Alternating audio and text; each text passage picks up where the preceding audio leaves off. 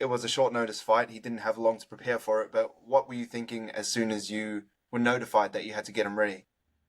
Uh, the first thing I thought was, I really don't want to jump on a plane. I wish this was in Australia, but no. The first question I asked Volk was two things. I said, "What's your weight? Like, what's your current weight, and what have you been doing?" Because your weight will fluctuate a lot, and you know this, Brock. Like, maybe you go out and have a couple beers with the guys, and then you go to an Asian place. Maybe it's BYO. Everyone gets like a ramen, some salty foods, things like that. Have a couple drinks. Everyone has a great time. But if you wake up the next morning and you stepped on the scale, you'd be way heavier. You'd be way heavier because you've introduced things in your body that cause a lot of fluid retention. Not only did you eat a lot of food, which has a lot of food volume, and remember, we've got to push that through our body. We have a hole here that we shove it in, and then there's a hole down the bottom that it comes out, and there's a whole lot of stuff it's got to go in between, and it takes a couple of days for it to get through.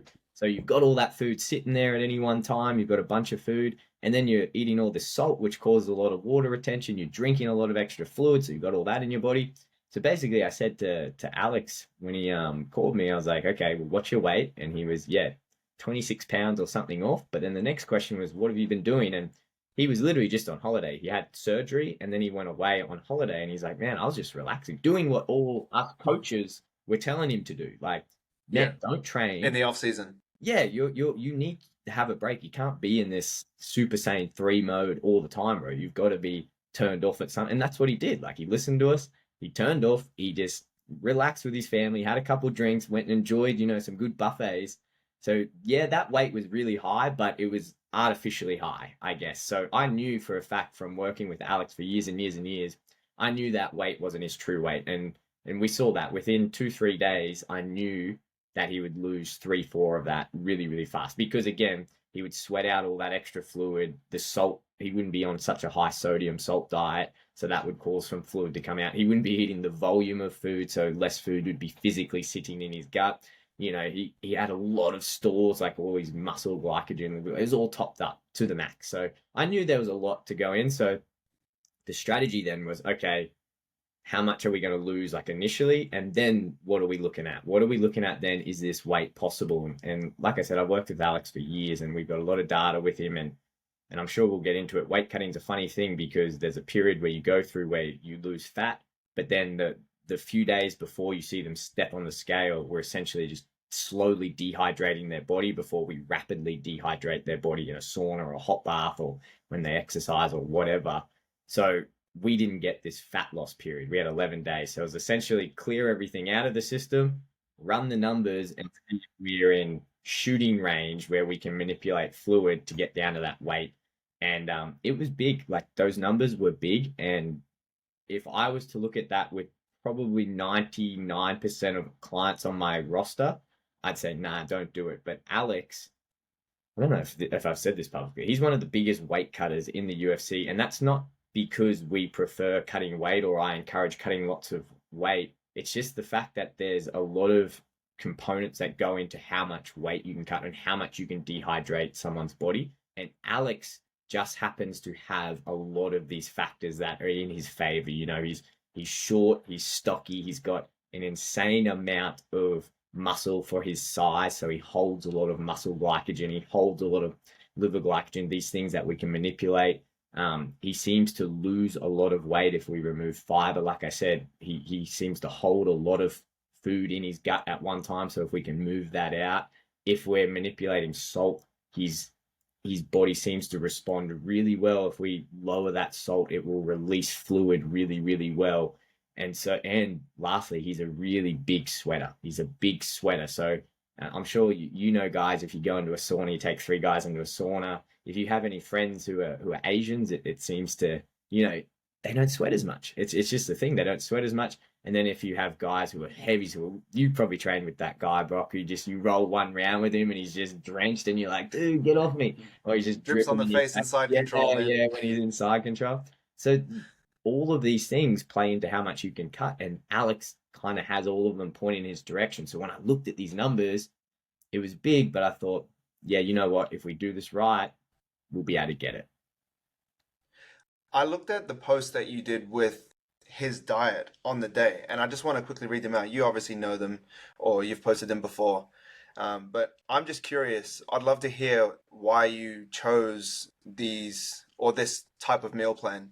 So meal one was a vegetarian omelet, mixed berries. Snack was the frozen peanut butter cup. Meal number two was fried chicken, spicy sour cream, and potato wedges. Snack was mixed berries. I think I saw a little bit of like chocolate pebbles in there. Meal three, smoky barbecue chicken and cauliflower buffalo bites. And then dessert was chocolate ice cream. And the total calories were 2,200, 100 carbs, which is pretty low for someone that's moving a lot for him. 190 protein, which I thought was quite high.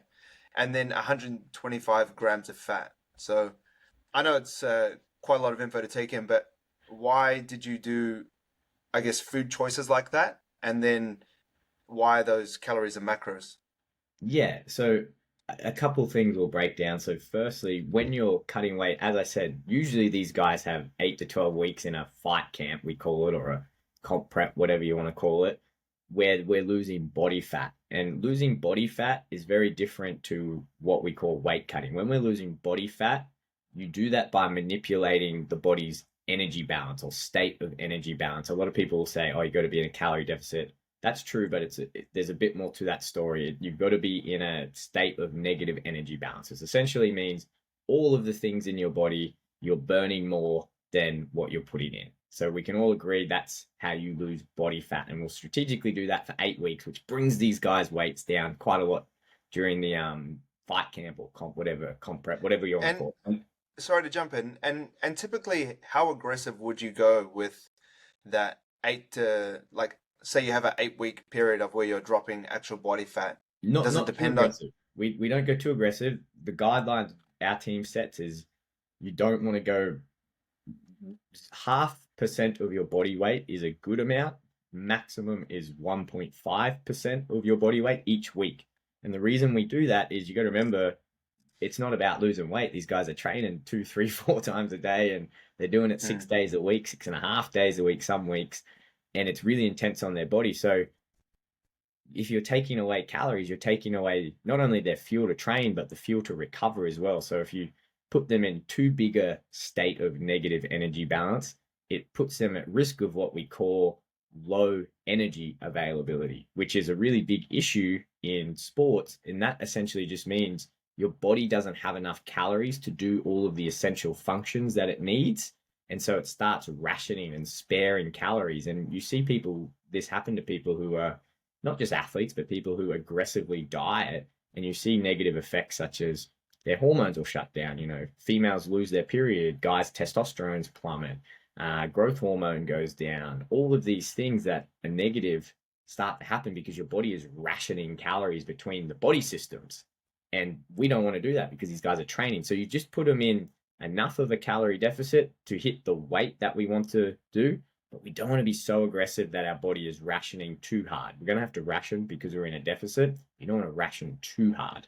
When I first thought of doing a podcast in 2019, I wrote down everything that I wanted to achieve with the show. And one thing I never wrote down was to spam you with ads of products that I never really used myself. However, I did write down that I wanted to grow it as big as possible and have as many interesting people on the show as I could. To help make that happen, all I ask is that you leave a review on the podcast platform that you're listening to this episode on and share it with someone that you know it will benefit. If you want to support myself even further, and more importantly, your body transformation, and are interested in having me as your coach to help you achieve the results that you just can't seem to achieve on your own, you can visit teamrockashby.com to see what program fits you best.